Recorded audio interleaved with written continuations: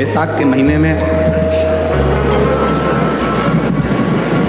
शिव सप्त तीर्थ का बड़ा महत्व है।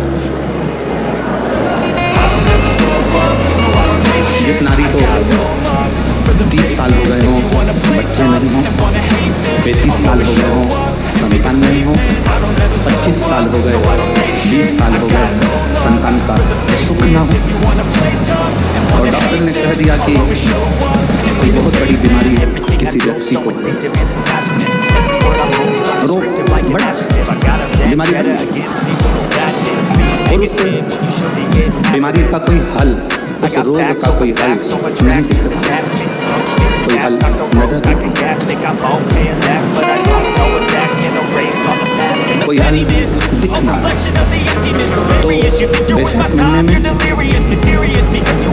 शिव सप्त तीर्थ का एक अनुष्ठान आपके जीवन में जरूर। मट्टी के पात्र में जल भरना, और मट्टी के पात्र में जल भरकर प्रतिदिन रोज 7 दिन का ये नियम होता है सप्त तीर्थ का। बस विराम जो है उसका प्रदोष के दिन होना चाहिए। और बैसाख के महीने में जब आप सप्त तीर्थ का अनुष्ठान करें, 1 घड़ा जल का रोज भरें और 1 बेलपत्र, 1 शमी पत्र उस घड़े के नजदीक में कोई पात्र में अवश्य रखें। पात्र को, जो जल का घड़ा है, जल का पात्र है, उसको मट्टी के ही बीच से या कोई श्वेत वस्त्र जिससे मला गया हो, धोया गया हो, साफ हो, उस वस्त्र से ढक दें। एक दिन एक शिवालय में जाएं, शमी पत्र अशोक सुंदरी वाली जगह पर समर्पित करें। अशोक सुंदरी की जगह जानते हो आप लोग, अशोक सुंदरी की जगह पर शमी पत्र समर्पित करें।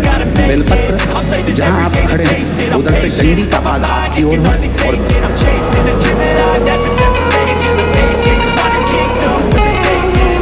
जहाँ आप खड़े हैं वहाँ डंडी का भाग आपकी ओर हो और बेलपत्र शिव जी को समर्पित करा जाए।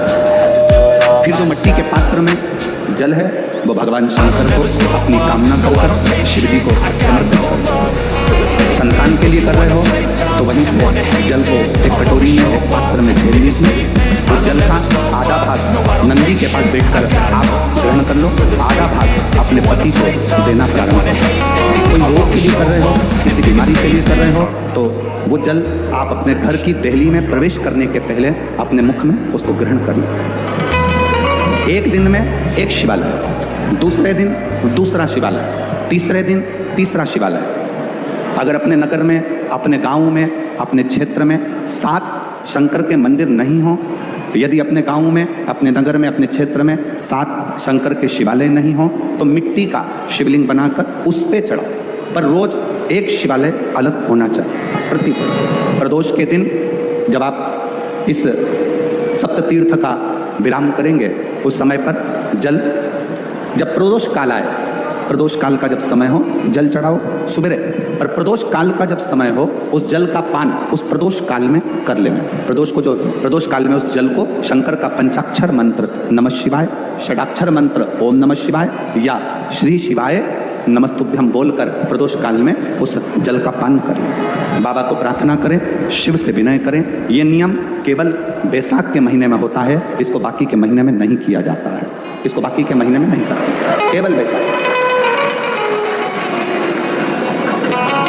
शिव सप्त तीर्थ का जो नियम है वो अपने जीवन में धारण करो। और हम तो कहेंगे, शिव महापुराण की कथा श्रवण करने वाले प्रत्येक बेटा बेटी से, शिव महापुराण की कथा सुनने वाले प्रत्येक शिव भक्त से हम तो कहेंगे कि शरीर में कोई रोग नहीं भी है, संतान की प्राप्ति नहीं भी चाहिए, उच्च शिक्षा के लिए आप कर रहे हैं, अपने जीवन की खुशहाली के लिए कर रहे हैं, तो शिव का सप्त तीर्थ अनुष्ठान अवश्य करें, अवश्य, और अपने जीवन को सार्थक।